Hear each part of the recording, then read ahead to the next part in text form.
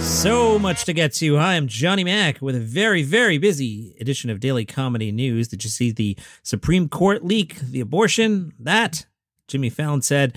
Chief Justice John Roberts condemned the leak and announced there'll be an investigation into how it got out. Americans are like, the leak's not our main concern. Trevor Noah, the conservative majority on the court, has a fundamental right to choose when they want to release a decision into the world. Imagine having some random person violate your privacy and make that choice for you. Who would do such a thing? Fallon, that's right. It looks like the Supreme Court will overturn Roe v. Wade. Apparently they decided masks are not mandatory, but Mother's Day is. Very well done, Colbert. Congratulations, ladies. Your decisions are being made by 4 dudes and a woman who thinks The Handmaid's Tale is a rom-com. Trevor, for perspective, consider this. It wasn't until the year after Roe v. Wade that women in America got the legal right to have a credit card without a man. Think about that. And I think we'd all agree it'd be a little weird if the court was suddenly like, look, if the founders wanted women to have credit cards, they would have said so. Jimmy Kimmel has been off this week. He has COVID. Mike Birbiglia has been hosting the show.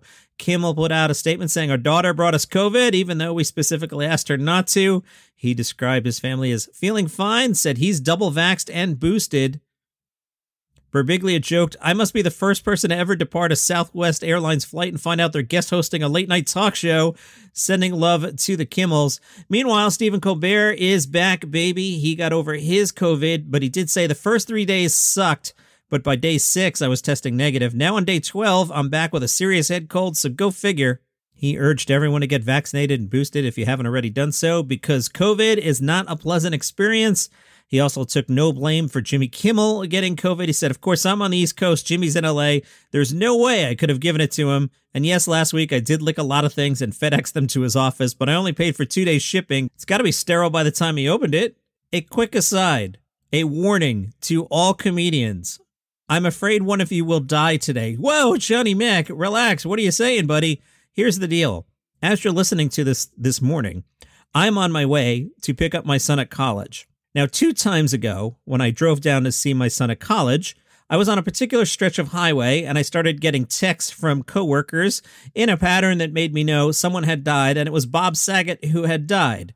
The last time I went down to my son's college, I was on the exact same stretch of highway. It's a 2.5-hour drive. I was on the same stretch of road. Same thing.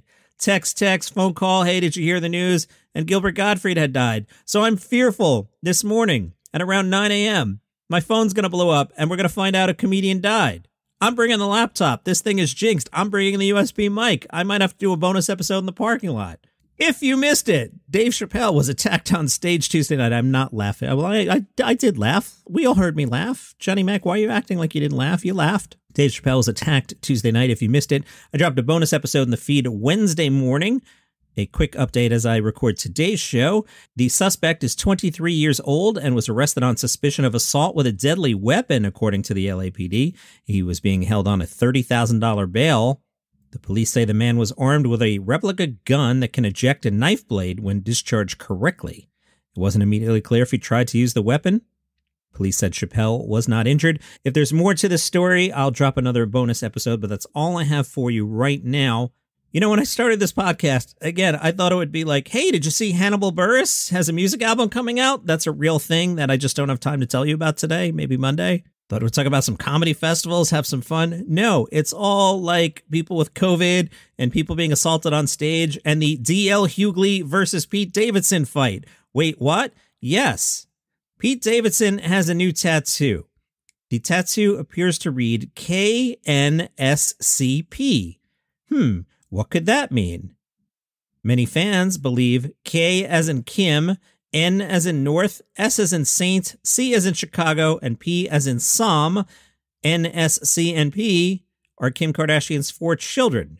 From page 6, DL Hughley blasted Pete Davidson for appearing to get the initials of Kim Kardashian's kids tattooed on his neck. TMZ grabbed DL at LAX, as they tend to do. God, that's got to be annoying. DL took the bait and said, I think it's his body, it's his woman, but those are Kanye's kids. That would tick me off. Listen, nobody's telling you can't live your life. If that's your woman, you have a good time. But if you put that man's kids on your neck, that's antagonizing. That's out of pocket for me. West ain't an absentee father. He's a good father. And you know the stuff that's going on. You already know that's a volatile situation. Do you think that's going to help? Well, I don't know the answer, but I can tell you what Pete Davidson said on stage the other day. He was joking about Kanye sending Kim Kardashian a truck full of roses. Pete Davidson compared the actions to those of Robin Williams and Mrs. Doubtfire and joked, "Am I the only one who secretly hopes Kanye will go full Mrs. Doubtfire?" I'll answer that, Pete. No, you're not. I would love that. Be so entertaining. I host a podcast. Stuff like that would be great. Oh, on a normal day, we would talk a lot about the Weird Al biopic that's coming out. Roku dropped a trailer. Remember this thing? Daniel Radcliffe from the Harry Potter films will play Weird Al Yankovic.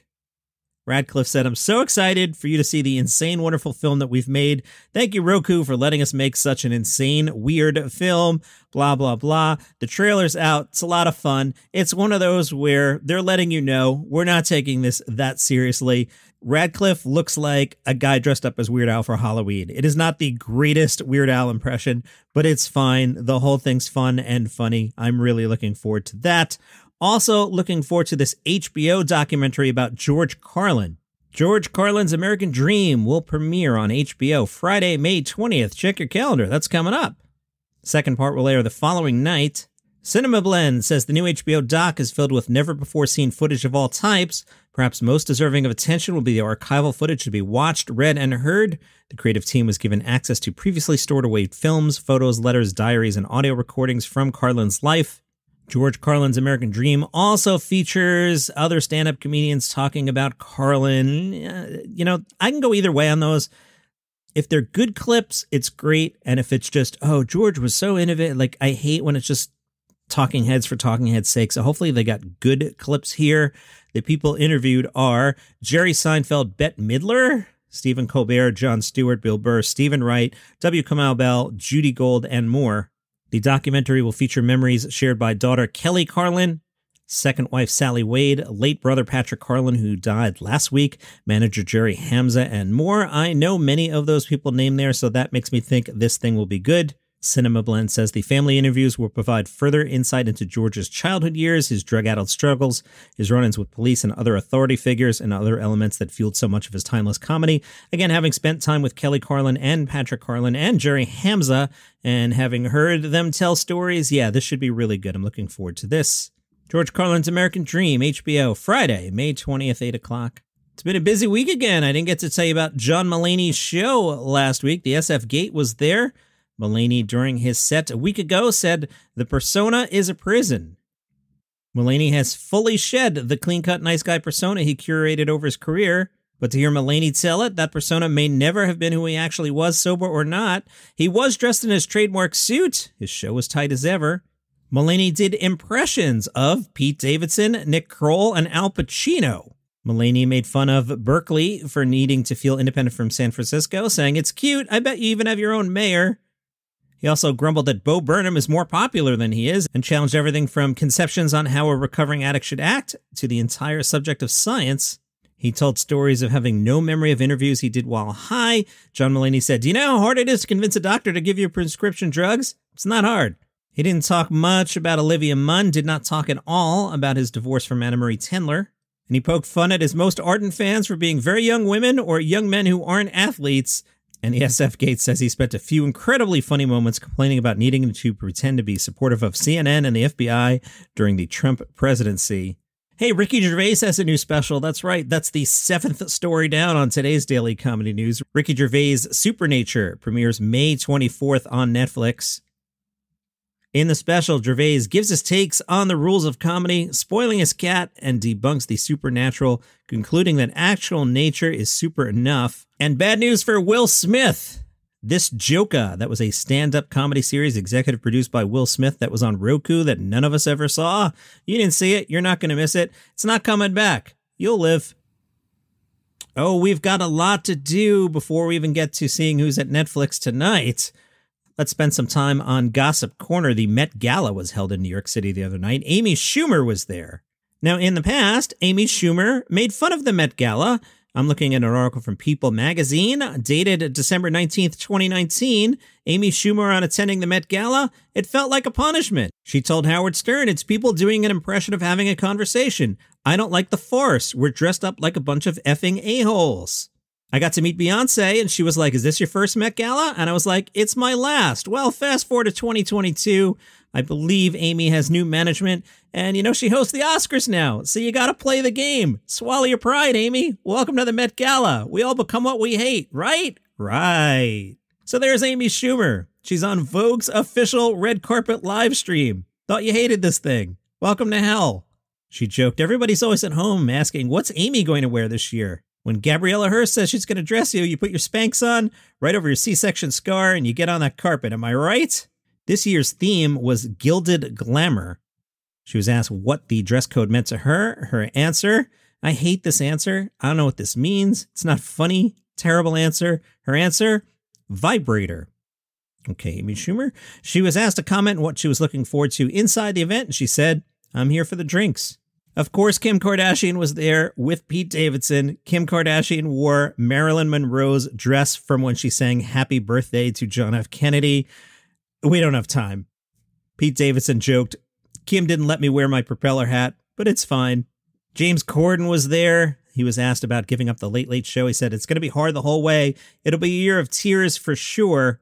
He said he told his staff that morning. I told a few people the day before, and then a few people that have known for a while. It's really emotional, but then it's great. Whoever gets to dictate what they're going to do in this sort of industry, so I'm excited to get out there. Hannahh Gadsby is in Pittsburgh tonight. She's doing her new stand-up show, Body of Work. She'll be at the Carnegie Music Hall of Oakland. Yeah, I don't think I wasn't confused either. The Carnegie Music Hall of Oakland is in Pittsburgh. I don't know. Gadsby warned the audience, every time I do a show, I don't stay on the path you'll always expect. If people are coming to see the show because they're expecting a Nanette, they might be disappointed. But how many Nanettes can you bear? She likes that this tour has allowed her to visit cities she's never been to before, including Pittsburgh. She said, I sure do love bridges, and I hear you have a lot of them. She pointed out that Nanette earned her a billboard in Times Square that became basically useless when the pandemic cleared the streets of New York City. I thought, well, that's about right, isn't it? Oh, there's so much to do. Seth Rogen did a table read of Seinfeld. I'll tell you about that in the next couple days. I don't want this podcast to be 3 hours long today. Let's see who's at Netflix tonight. 8 o'clock, Kevin Hart. 8 o'clock, Bill Burr. 8 o'clock, Bert Kreischer. 7 o'clock, Snoop Dogg. I'll talk about that in a second.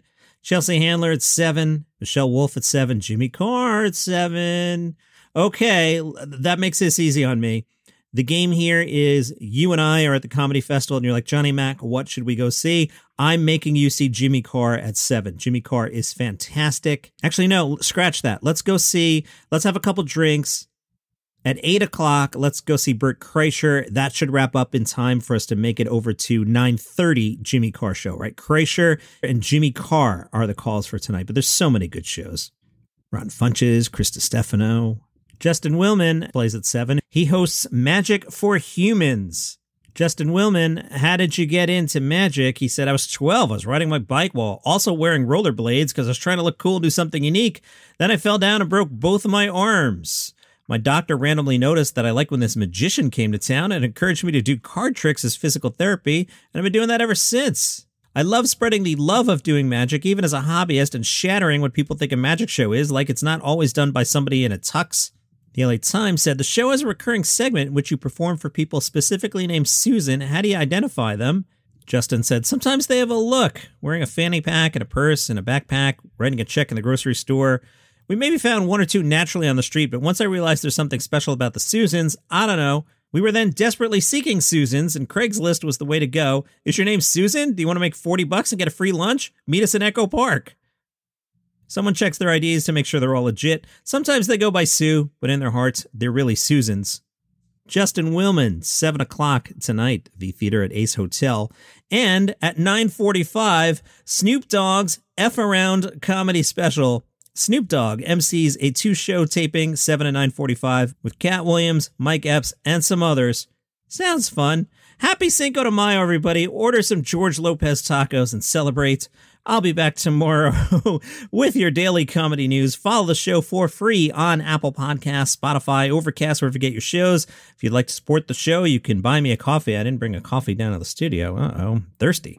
Buy me a coffee.com/daily comedy news, and you can become a premium subscriber and get the episodes early and ad-free. Go to Apple Podcasts and they'll put that option under your nose. See you tomorrow.